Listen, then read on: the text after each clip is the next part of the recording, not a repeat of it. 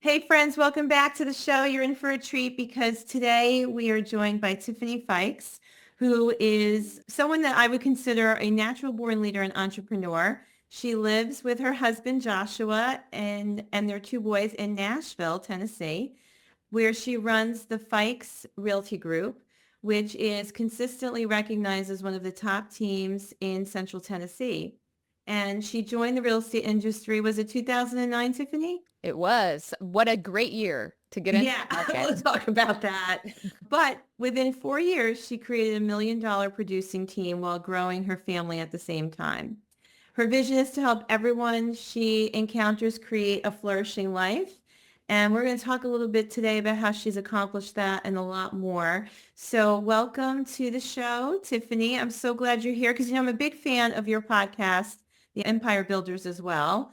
And I've learned a lot through you and your friends on that show. So it's great to have you here. Yeah, thanks so much for inviting me. I'm excited for this conversation. I've been looking forward to it.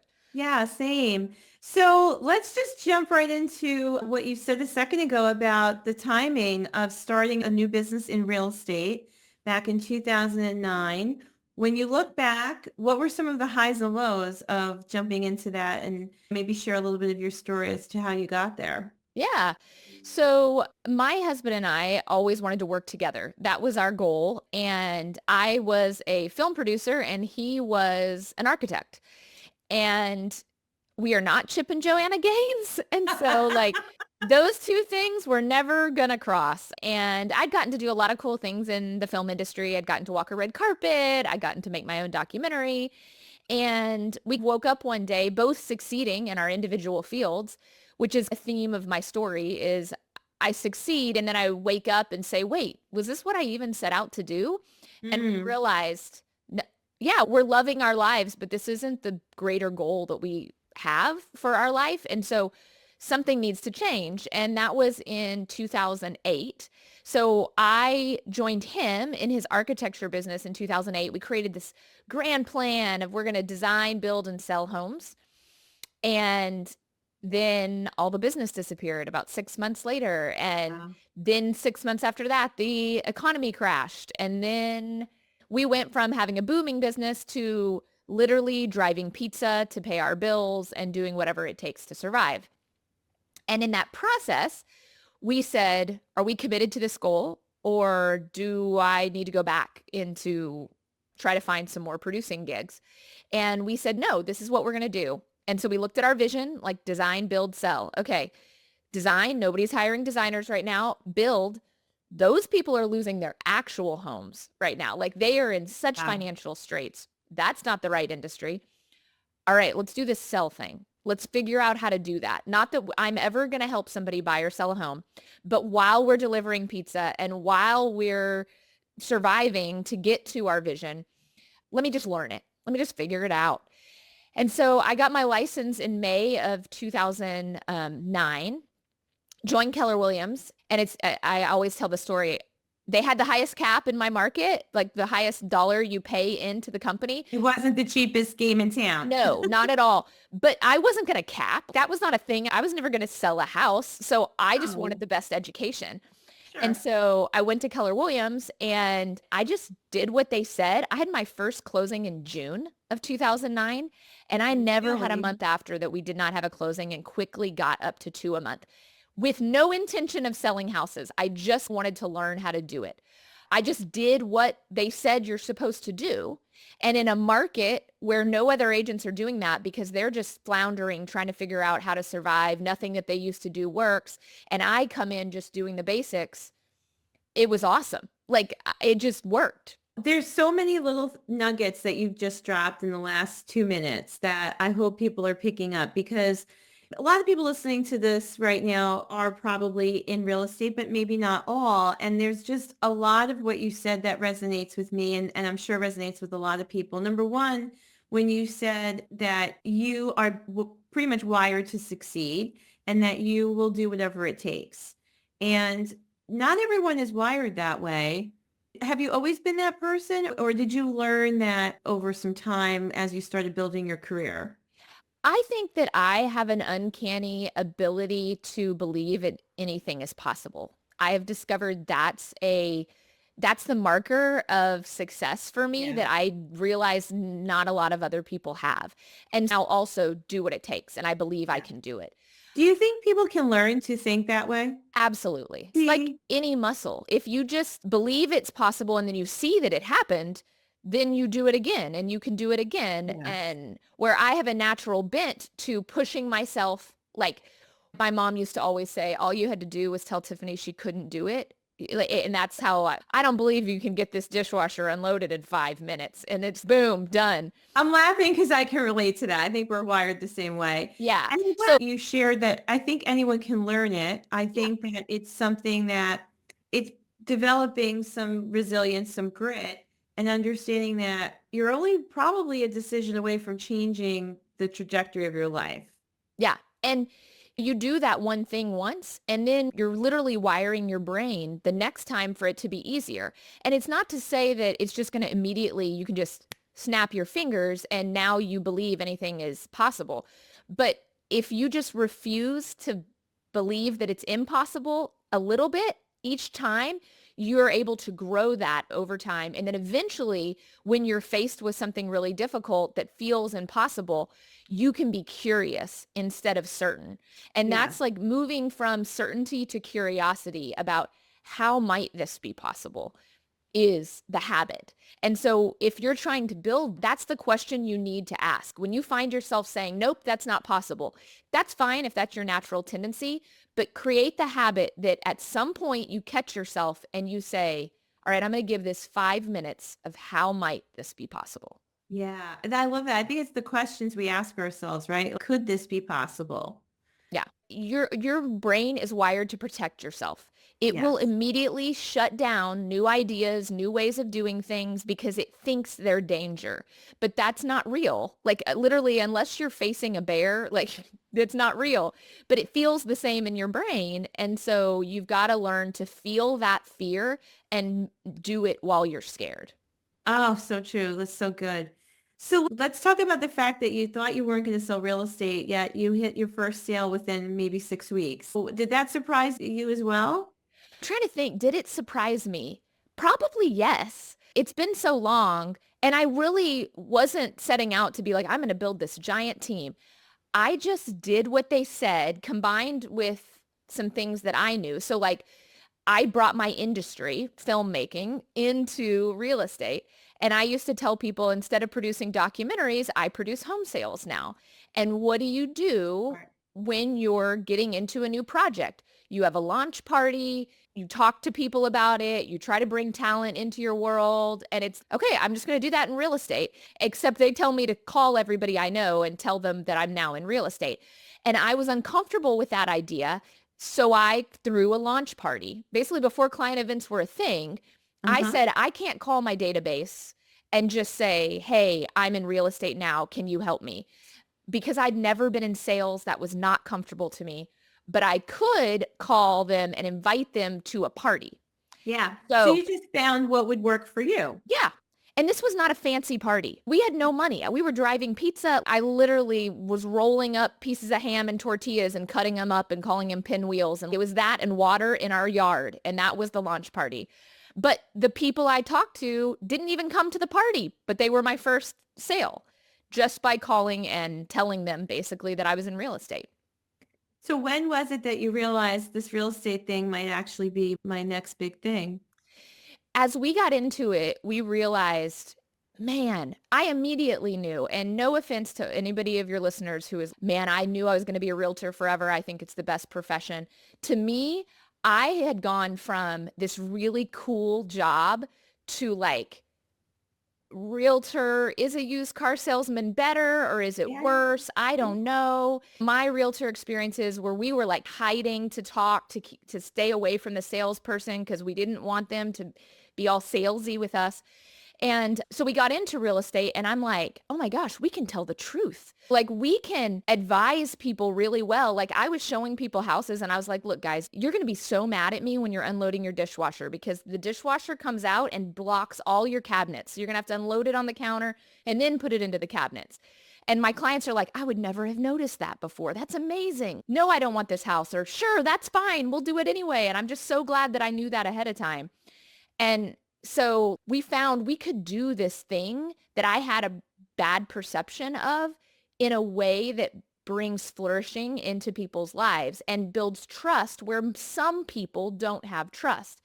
And I realized you can make such a big difference in people's lives. So Yeah. yes, Joshua and I wanted to go design, build, and sell homes and not really interact with the customers.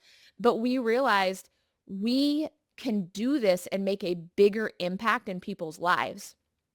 And you can make money. Like you can, 100%. it's You like a know, ministry that makes money. It's awesome. yeah, I love that. A ministry that makes money. I have been in sales my whole life. I started working in a store when I was in high school. And then I started in pharmaceutical sales and I went on to do a lot of other things, always in a sales driven business. I've always had to create my outcomes and work to build something.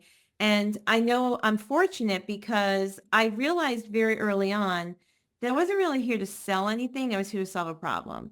And I was here to connect people to opportunities, solutions. I was here to serve. And if I helped enough people get what they wanted, I would get what I needed. Yeah. So I'm excited that you learned that pretty quickly on. And then everything just fell into place and life was perfect, right? You built this big business overnight. Now, Yep. when you look back, what are some of the lessons that you think you learned in those first few years as you were really building and probably not even realizing you were creating the Fykes group? Yeah. I had to learn a lot about how to communicate well with people. I'm a very direct person. And when I'm teaching in market centers and businesses and people bring me out to conferences and I talk about this, I made people cry at their dining room table. Not of joy. Like it's 2009. I've got horrible news for them about their Yeah. house, this home that they've lived in for 15 years that is not worth what they paid for it. Like horrible news. And I had no idea how to deliver horrible news. And Mm. so I had to learn how to be softer and communicate with people clearly but kindly. And, I would still tell them the truth, but I would do it in a way like I only made 2 families cry instead of 40 families cry. So like that's the first thing, which was a skill that I needed that has both, I mean, like parenting, that helps me in parenting. It helps Yeah. me in friendships. It helps me everywhere. Yeah. So that's number one. I had to learn how to be a time ninja also Mhm. because Talk about that because I think I've been a coach now for 15 years. And I think that's one of the top three things that most people come to me about is I need help managing my time. But yet, is it managing time or is it managing yourself? yeah, it's self-leadership, but it's Yeah. understanding the reality of time Mhm. and learning how to put it to good use. So I'm a night owl. My best working hours before I had children was 10 p.m. to 2 a.m. Like that's when I had my best ideas. That's when was the most productive. And then I got into this industry that you can't work like that. You got to Oh, be right. working during, Yeah, there's no one around to take your yeah, call. no one wants your call at 2 a.m.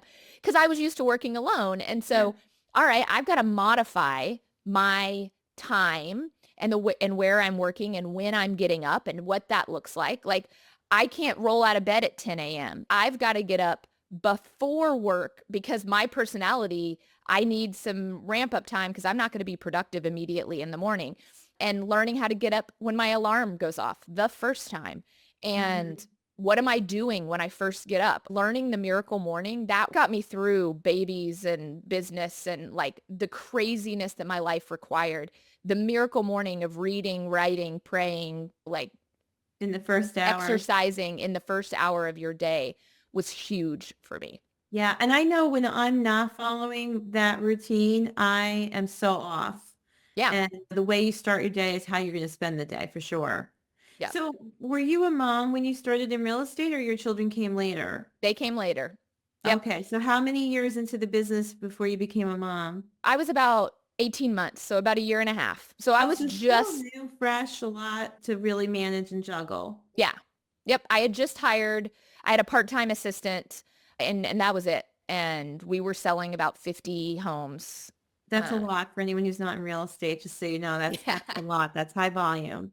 And you had a newborn and you're trying to figure that out. And that's another thing that I found myself really spending a lot of time talking with a lot of women right now who are in business, and just, I think, finding that we're looking to create space for each other where we can be more upfront and honest about the fact that we're not Wonder Woman and that we do have a lot on our plate. And I think that it's unique for women in business. It's a little different because we tend to take on more of the responsibilities of the household, of the kids. And that's not to put any of our male partners down. It's just the nature of who we are. I also think it makes us better as leaders too, but that's a whole other, we can get into that in a second. Yeah. How old are your boys now? 13 and 14. So they're probably into a lot of things, busy. And Yeah. something I've heard you talk about before, Tiffany, is that you've worked to create your life by design. And I think a lot of people have heard that before, life by design. It sounds great. How do you actually master it? What are some things you could share with someone who's now listening a little bit more deeper, saying, I would love to create my own life by design? I think a lot of it comes to clarity and revisiting your goals and what are those things. Because like I said, we had this design, build, sell concept, and then we got into real estate and realized, ooh, we can make a bigger impact here. Let's reevaluate that. And then we put our head down and succeeded at a very high level, and then woke up, looked up again and said, wait, we never set out to do this. This is not what we wanted. What do we want? And we both looked at each other. I don't even know anymore. What is it? We got to think about what is it? Because this was not what we set out to do. And you got to revisit it often, and you've got to keep it in front of you so you can be making decisions according to it. So what happened for us is we said, do we even want to live in Nashville? Our business is here. We've built this amazing business. We always said we were going to move to New York City, and we never did that. Why? What are the experiences that we're not having because our business has us tied to Nashville? And so we asked everybody in the family. At that point, our kids were like 6 and 7. And we said, where would you live if you could live anywhere? And Joshua and I said New York City. Our boys said this little town in South Texas where their cousins live. Oh, And then our oldest was born in Taiwan and was adopted from Taiwan. And so we said, we need to go to Taiwan so that you can experience living in Taiwan as well. wow. And so we said, all right, that's the new goal. How are we going to do this? What does that look like? And then we started working towards that. We gave ourselves a 9-month timeline to figure out how to do it. And then we left Nashville for 9 months and lived in New York City for 3 months. And then we lived in South Texas for 3 months. And then we lived in Taiwan for 3 months. And our business was not like rocking and rolling without us. Like, we learned how to work remote in 2019. We learned how to work remote, which then set us up in 2020 to know how to do this thing that everybody was trying to figure out, which allowed us to give back to our community in a way of, hey guys, we already figured this out. We That's didn't pretty plan. serendipitous. Yeah, we didn't plan to be ahead of the curve on this, but we already know how to do this. Y'all learn from us and don't make the same mistakes that we did. We had that experience that said, okay, let's not do things because we're on autopilot. Let's do things because we are intentional. And that intention is the key. The whole premise of this podcast, Monday Morning Mojo, is to give people an opportunity to think about something in a new way, start your day, start your week in a new direction. And I talk a lot, or the guests that come on the show talk a lot about intention, talk a lot about designing, and not just taking life as it starts to unfold, and that you can design the things that are significant for you. It does take a lot of courage to do that, because sometimes I think when we share our story, people are like, wow, it must have been easy for you. It's not easy, right? I just had to have taken a lot of courage. Oh yeah, for sure. We had to, in order to do that, to have left, Joshua and I both had to get comfortable with the business burning down while we were gone. The only way that we would be able to actually experience this fully is to allow the business to fail if it's going to fail when we're gone. And that is so hard. This thing Yeah. that you've built, to say, I will rebuild it when I get back if I have to. And Sure. I'm willing to watch it burn to the ground.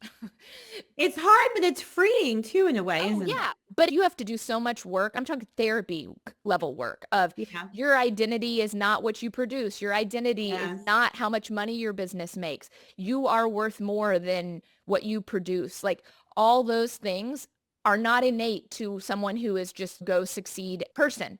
And so Yeah. you've got to You got to examine the attachments you have to things, right? exactly. So Yeah. it's a lot of work, but it is scary. It is scary. So at that time, what did your team look like? You had support here, that you had talent around you to help you execute on whatever needs to be done? Yeah, we had, let me think. At that time, we had three agents in production. I was exiting listings.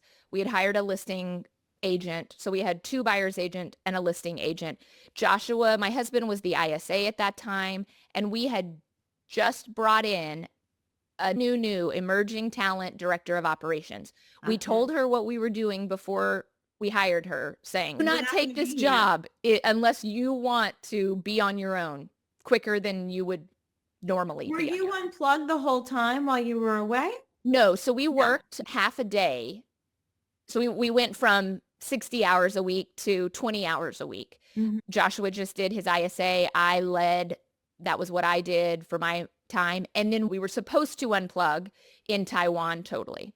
But we got to Taiwan in March of 2020. And so that was right when the world exploded with COVID. And so that's a completely different story. Yeah, I know. I heard you talk about that a little bit on one of your podcast episodes. You tell everyone about your podcast real quick. Yeah, so we have a podcast, Empire Building, and there are 5 powerhouse women who run businesses where we talk about building big businesses, but also bigger lives. So Yeah, making sure that you're not sacrificing your health, your wealth, just at the expense of your business. And so exactly. we cover all those topics on Empire Building. Yeah. So check it out, guys. So back to you being in Taiwan as COVID breaks out, talk about resilience and again, being in a position where we just got to do whatever it takes and figure this out. What can you share with us about that time for your family? That had to have been crazy, doesn't even define it. I can't even imagine. It was interesting and it is a like core memory. I have no idea what it would have been like if it hadn't happened the way that it Hmm. did. My boys saw us do what it takes to succeed in a like we lived in a hotel room. We were supposed to have an apartment. We got kicked out of our apartment for being American because they were afraid we had COVID, Sure. even though we'd been there beyond. If we had COVID, they gave it to us. But so we lived in a hotel room for 3 months working nights because Taiwan is 12 hours ahead. So we would put our boys down to go to sleep because luckily they were like young enough to go to bed and then we could turn on all the lights and work.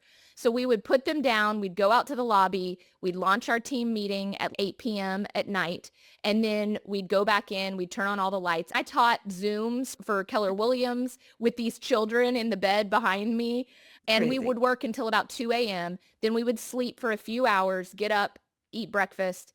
The boys would do a Mandarin lesson that was supposed to be the whole family, but you can't learn Mandarin in your 40s with 3 hours of sleep. So we would check back in and work Yeah. again and then go about our day touring Taiwan. And that is some of the hardest, that will go down, I hope, Oh, as the I would hardest think part of my so. life. I would certainly think so. So when you look back on that, what have you learned about yourself that you didn't know before? Yeah, I think the biggest thing that I have learned is acknowledging that if you are showing up and doing your best, even if your best is not the best, you've got to not beat yourself up about it. You know, like I was leading on 3 hours of sleep in a pandemic with people's personal lives blowing up and I was just doing the best that I could and it Right. wasn't great, but I was doing the best that I could and I was the best leader that I could be even though I wasn't a great leader and I don't need to revisit that and rehash that. I can learn from it and move on and Yeah. I think that was my biggest lesson. And I think what I'm hearing in that is we have to be kind to ourselves and we have to let ourselves off the hook a little bit sometimes because we can be our worst critic. Yeah. And we have to acknowledge when we're doing, just as you said, the best that we can. And who could have ever predicted that? So how could you have ever been prepared? Yeah, exactly. So let's go back to your podcast, because one of the things that I enjoy so much about your podcast is how real it is. Sometimes I feel like you're just speaking to me. There are times when I realize again that as a woman in business, we are juggling a lot. We can't be afraid to say that, because I see women around me sometimes in different industries who are working harder than they need to, because they're working so hard at trying to show some sort of perfectionism. Hmm. And I feel that the growth happens in the vulnerability when we acknowledge the imperfections, because then I can raise my hand and say, I'm struggling and I need some help with this. What do you have that you can share with me? What do you know that you can teach me?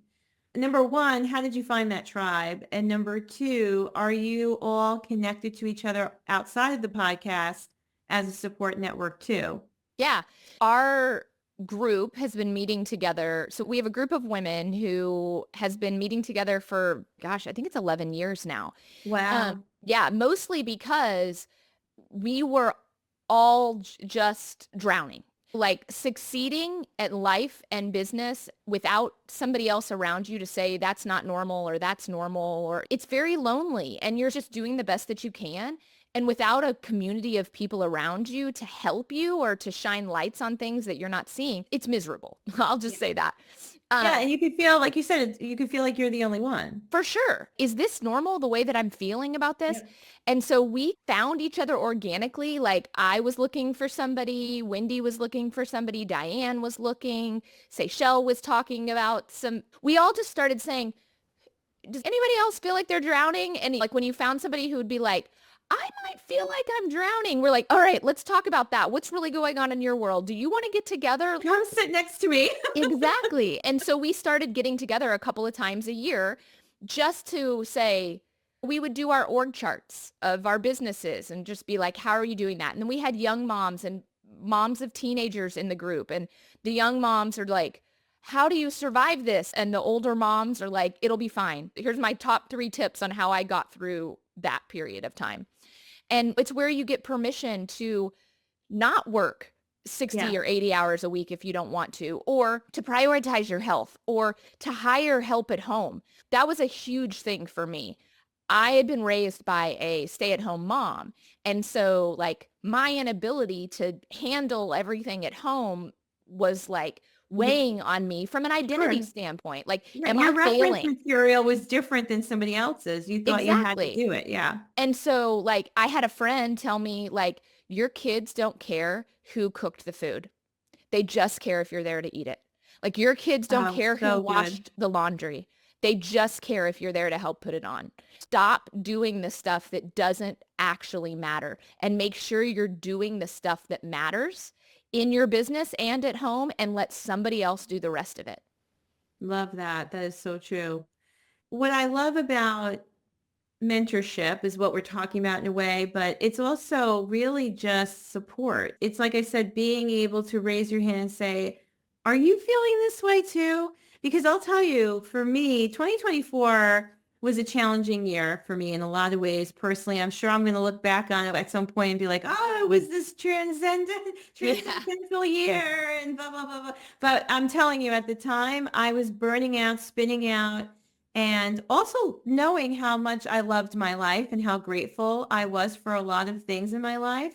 And that's, I think, another important element of growth, both personally, professionally, success, is that you can be burnt out and still be in a great place in life. And that can be a real challenge, right? Because you feel like you're fighting your own thoughts. Have you ever been in that place where you feel like everything is great and everything sucks at the same time?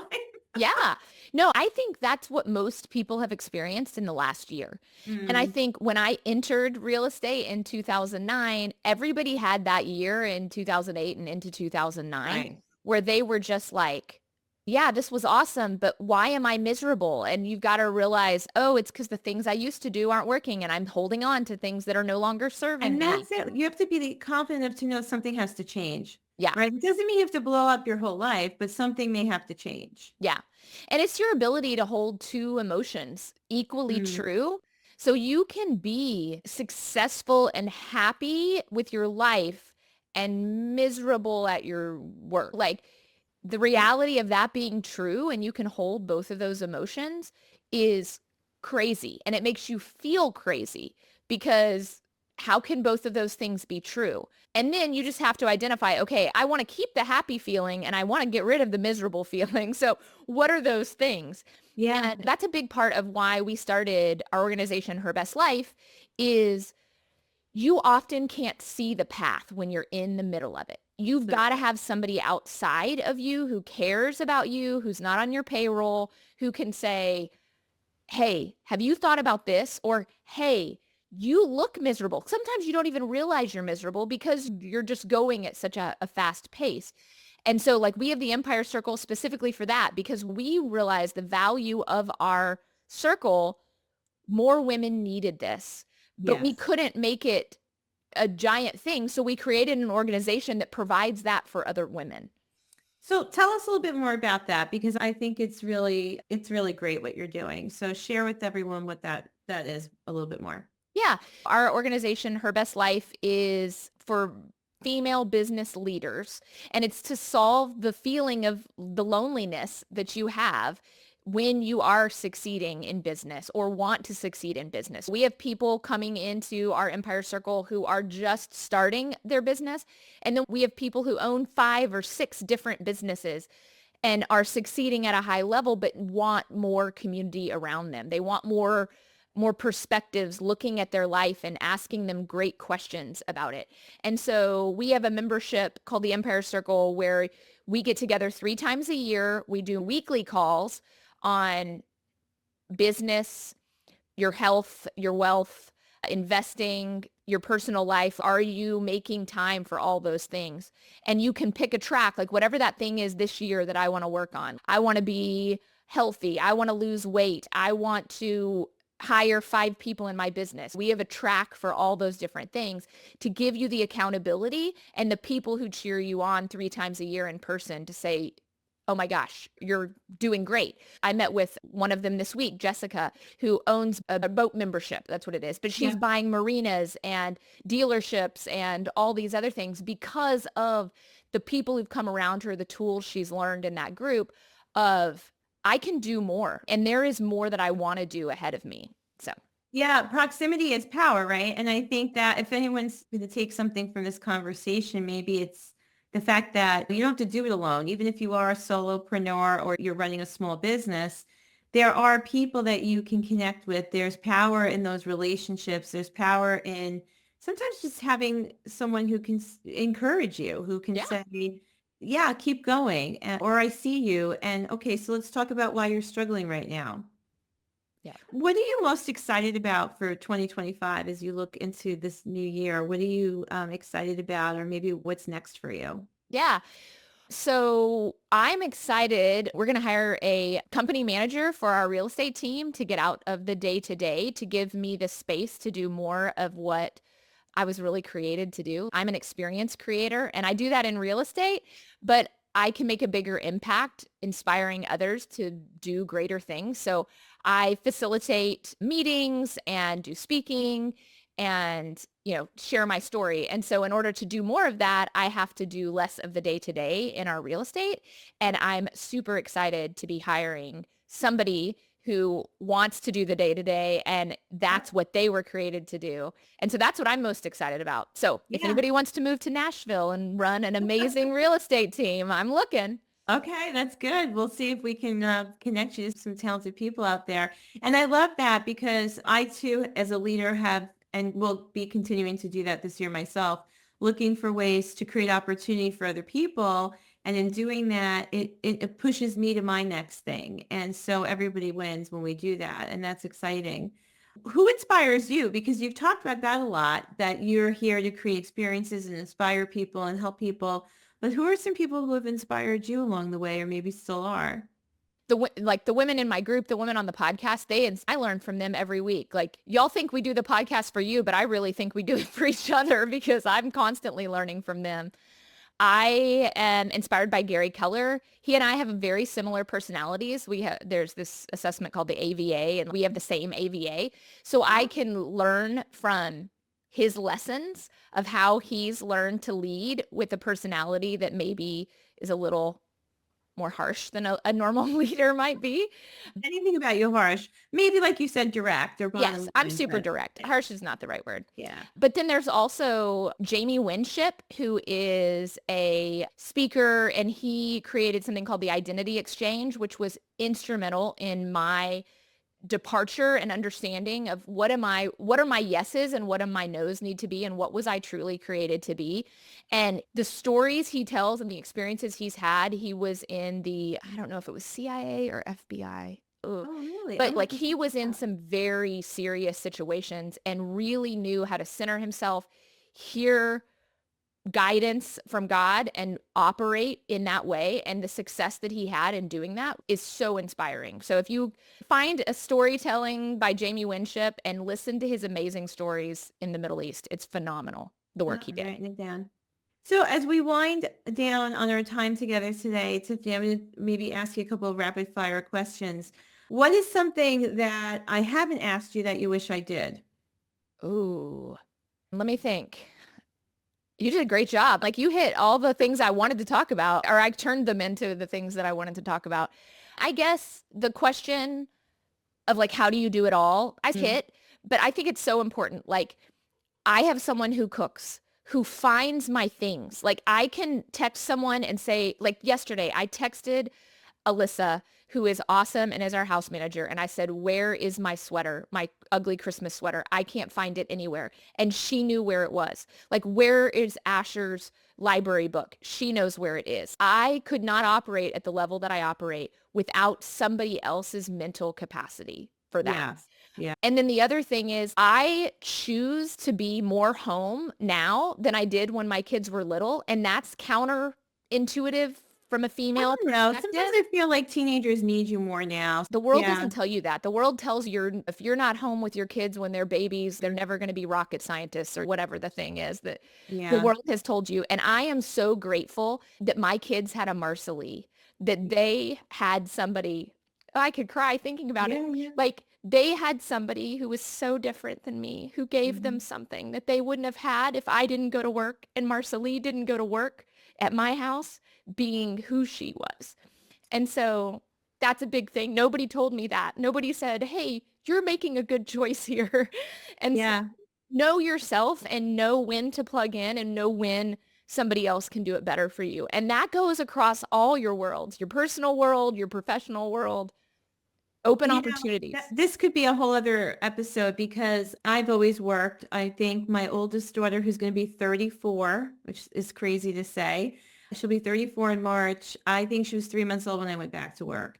And I've got three kids and I've always not just worked, but really led businesses and grew businesses, and I'm very entrepreneurial, and my husband was wonderful to sometimes be the dad who made the cupcakes and put the badges on the uniform. And we've had a lot of help along the way too. And I think that it's true. We put a lot of guilt on ourselves, and Yeah. especially if our experience, like my mom stayed home, my mom was a stay-at-home mom too. And I spent a lot of time making myself worry that my kids were missing something. But now that I see them as adults and as parents, by the way, all three of my kids have one child. So I have three grandchildren. And I see how they've learned to be independent, to be resilient, to be go-getters. And we balance all of that because we still love each other and put family as a priority, as I'm sure you have too. But if anyone, I think, feels like I'm not doing it right, just give yourself some grace and Yeah. realize that you're probably doing it way better than you think. I agree. I And agree. you're not damaging your children. You're doing just fine, and they are too. So Tiffany, tell us again if anyone listening would like a little bit more of you or to learn more about the Empire Builders and the things that you're doing to support other women in business, where can they find you? Yeah. So anywhere you're listening to this podcast, you can get another Monday podcast at the Empire Building podcast. And then Her Best Life is the other organization. You can just search Her Best Life looking for the Empire Circle. If you guys have any questions, you can also find me on Instagram. I'm at Tiffany Fykes.